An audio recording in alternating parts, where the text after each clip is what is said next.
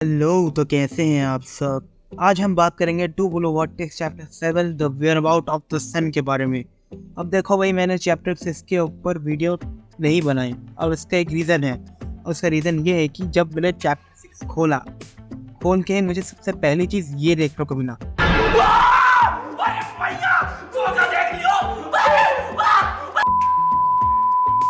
ये दोनों बुढ़ा बुढ़ी अभी भी जिंदा है। One of the most character है नारुतो में, जो कि मुझे बिल्कुल भी नहीं पसंद। और अगर तुम्हें नहीं पता इन लोगों ने कौन सा कांड किया था तो तुमने भाई आज तक नारुतो ठीक से देखा नहीं है। और इसकी वजह से भाई मेरा एकदम मूड ख़राब हो गया था। और दूसरा रीज़न ये है कि चैप्टर 6 में बहुत ही कम चीज़ें हुई हैं जिनके ऊपर मैं अगर वीडियो बनाता तो चैप्टर 7 जो आने वाला था उसके ऊपर मिस्सी का फाइट होने वाला था, तो वहाँ पर बहुत सारी चीज़ें मेरे को नहीं मिलती। तो इसलिए मैंने एक साथ इन दोनों को चैप्टर 6 और 7 को एक साथ डाल दिया, जैसे तुम्हें चैप्टर 6 का रेफरेंस भी मिल जाए, चैप्टर 7 के बारे में पता भी चल जाए। तो आओ यार, आज का वीडियो शुरू करते हैं बिना किसी देरी के। पहले तो हम भाई चैप्टर 6 के ऊपर बात करते हैं। चैप्टर 6 में सबसे ज़्यादा इंपॉर्टेंट चीज़ जो कि हुई थी, जिसमें शिकामारू को पता चला था कि बोरुतो और जो कवाई का जो जगह है वो चेंज हो चुका है गेंजुत्सु की वजह से। अब देखो, इसको जानने के बाद मैं बहुत ज़्यादा हैरान नहीं हुआ, क्योंकि मुझे पता था कि जो शिकामारू है उसे पता चल सकता है, क्योंकि वो one of the most intelligent character है पूरे नारुतो एनीमे। तो शिकामारू को पता चल जाता है कि वो लोग एक गेंजुत्सु के अंदर है, जिसमें जो नारुतो है और जो कवाकी है वो दोनों की जगह चेंज हो चुकी है। अगर तुम मुझे पूछो कि ये शिकामारू को कैसे पता चला, तो जैसे कि तुम्हें अगर याद हो कि जो चैप्टर 5 है वहाँ पर जो शिकामारू है वो अमांडो के ऊपर नजर रख रहा था, तो वहीं से उस बंदे को पता चला कि ये सब कांड हो गया है।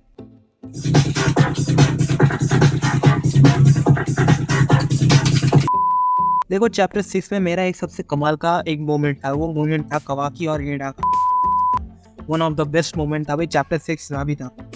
तो मैं तुम्हें थोड़ा सा रेफरेंस दे देता हूँ कि हुआ क्या। तो एडा कवाकी को बुलाती है और बताती है कि जो सिंजू है उन्होंने भाई नारुतो को पकड़ने का प्लान किया है। तो इसको सुन के जो कवाकी है वो सोचने पड़ जाता है कि अटोस्की तो मैं हूँ भाई, तो इस नारुतो के पीछे वो क्यों पड़े हैं।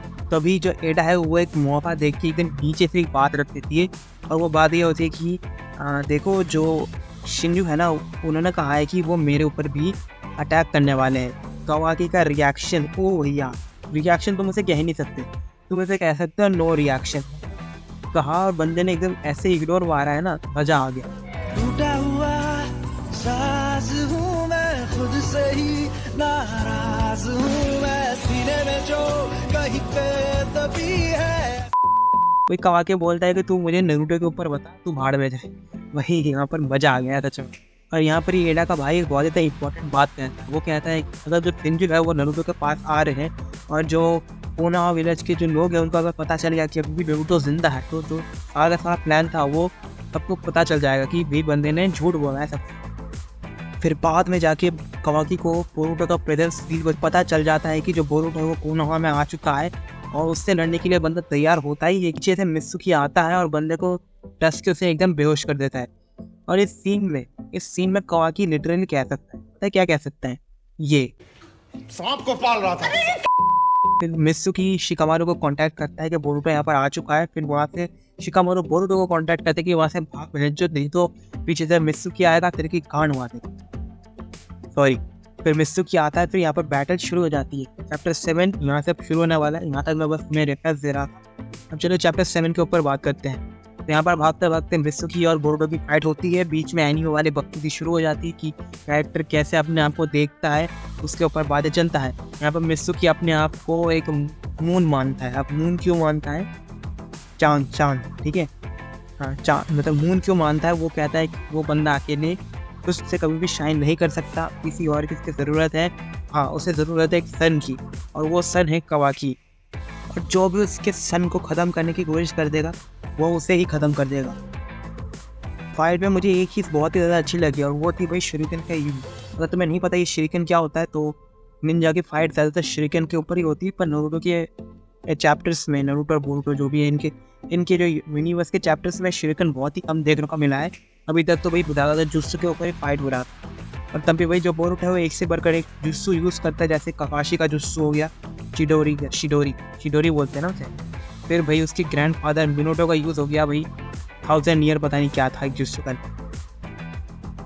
और यहाँ पर जो बीच में मित्सुकी एक चीज़ बोलता है, वो कहता है कि जो ये बहुत ज़्यादा क्रेजी है, एकदम पागलपन ये है कि उन्हें भाई अपने लिमिट पावर के लिमिट को भी ब्रेक करके आगे चले गए।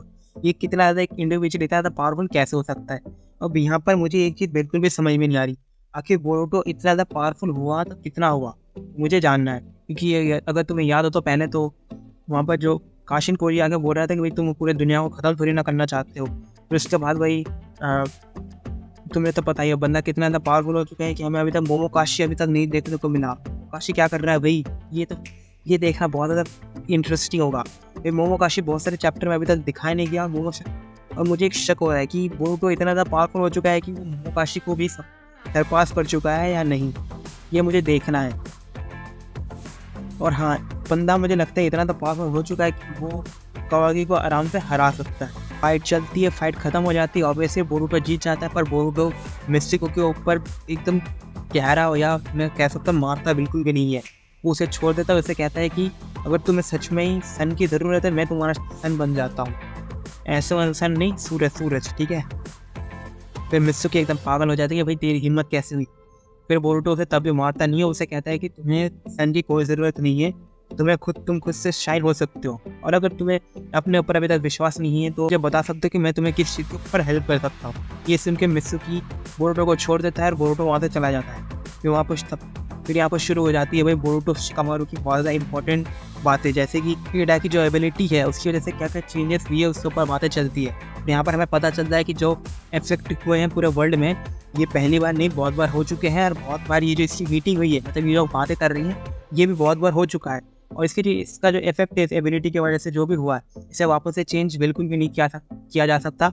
अगर चेंज हो सकता था तो वही बोरुतो बहुत पहले सब कुछ ठीक कर देता है, नॉर्मल कर देता है। मैं सच में बताऊँ, यहाँ पर थोड़ा चीज़ें ना बहुत ज़्यादा कन्फ्यूजिंग हो चुकी है। मतलब ये है ओमनीपोटेंट जो अभी एबिलिटी है, ये असल में है क्या? मुझे तो पहले लग रहा था कि ये बस रियलिटी को चेंज करती है, पर यहाँ तक नहीं भाई, ये मेमोरीज को, पास्ट की इवेंट को, फैक्ट को भी चेंज कर सकता है। ये बहुत ज़्यादा अजीब तरह की एबिलिटी है। अगर तुम्हें समझ में आया इस एबिलिटी के बारे में तो मुझे कमेंट में बताओ।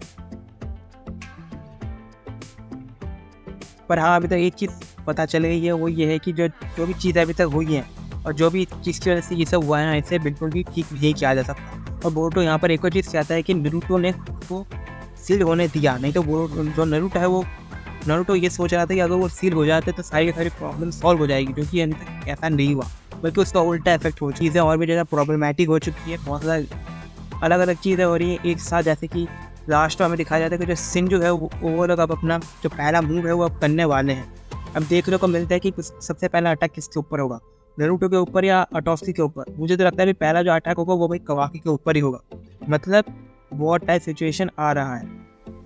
तो यहाँ पर हमें एक और चीज़ पता चल जाती है, वो ये है कवाकी बोरुतो को मारना चाहता है, इसके ऊपर कोई शक नहीं है। पर जो बोरुतो है वो के कवाकी को मारना चाहता है, क्या वो रिवेंज लेना चाहता है? तो हमें इस चैप्टर में पता चलता है कि ऐसा अभी नहीं है, ठीक है। वो बोलता है कि मैं कवाकी का जाकर बिल्कुल भी नहीं हूँ, मुझे किसी को मारकर कोई फ़ायदा नहीं है, मैं बस अपनी चीज़ें नॉर्मल करना चाहता हूँ वगैरह वगैरह ये सब।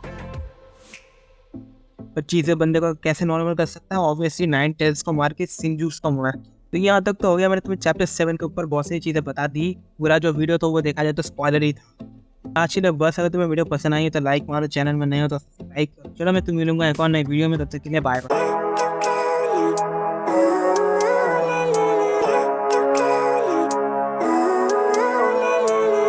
Living life, every day, late at night, not okay.